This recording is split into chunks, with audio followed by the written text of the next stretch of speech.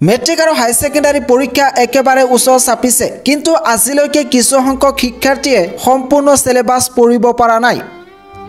এতিয়া এইসকল ছাত্ৰ ছাত্ৰী এটাই প্ৰশ্ন যে নপঢ়াকৈ এতিয়া কেনেকৈ মেট্ৰিক আৰু হাই ছেকেণ্ডাৰী চূড়ান্ত পৰীক্ষাত উত্তীৰ্ণ হ'ব পৰা যায়। আজি আলোচনা কৰিব বিচাৰিছোঁ গোটেই বছৰ নপঢ়াকৈ কেনেকৈ মেট্ৰিক আৰু হাই ছেকেণ্ডাৰী চূড়ান্ত পৰীক্ষাত উত্তীৰ্ণ হ'ব পৰা যায়। এই ভিডিঅ'টো কেৱল মাত্ৰ সেইসকল ছাত্ৰ ছাত্ৰীৰ বাবে যিসকল ছাত্ৰ ছাত্ৰীয়ে গোটেই বছৰ কিবা কাৰণত পঢ়িব পৰা নাই আৰু এতিয়া মেট্ৰিক আৰু হাই ছেকেণ্ডাৰী পৰীক্ষাত উত্তীৰ্ণ হ'ব বিচাৰে।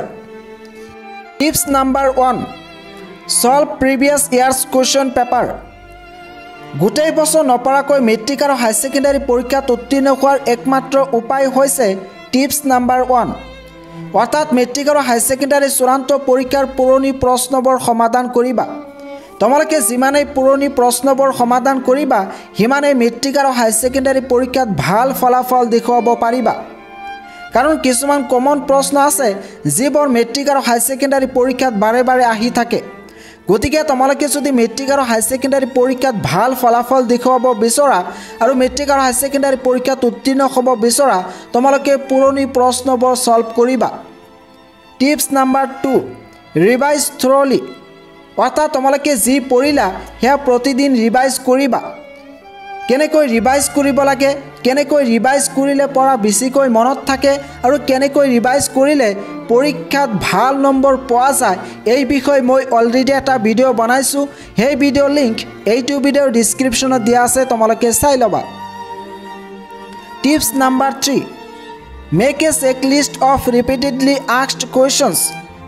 অৰ্থাৎ যিবোৰ প্ৰশ্ন পৰীক্ষাত বাৰে বাৰে আহি থাকে তাৰে এখন তালিকা প্ৰস্তুত কৰা আৰু সেই তালিকাত থকা প্ৰশ্নবোৰ তোমালোকে মুখস্থ কৰিবা।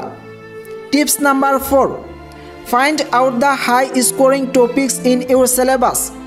অৰ্থাৎ তোমাৰ চিলেবাছৰ যিটো চেপ্টাৰৰ পৰা বেছিকৈ প্ৰশ্ন আহে সেই চেপ্টাৰটো তোমালোকে ভালকৈ পঢ়া। Tips number 5, attempt all the questions if there is no' negative marks. যদি পৰীক্ষাত কোনো ধৰণৰ নেগেটিভ মাৰ্ক নাথাকে গোটেইকেইটা প্ৰশ্নৰ উত্তৰ লিখিবা।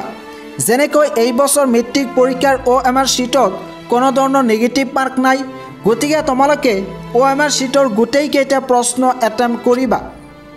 টিপছ নাম্বাৰ 6, কিপ কাল্ম ডিউৰিং ইউৰ এক্সাম। অৰ্থাৎ পৰীক্ষাৰ সময়ত শান্ত হৈ থাকিবা।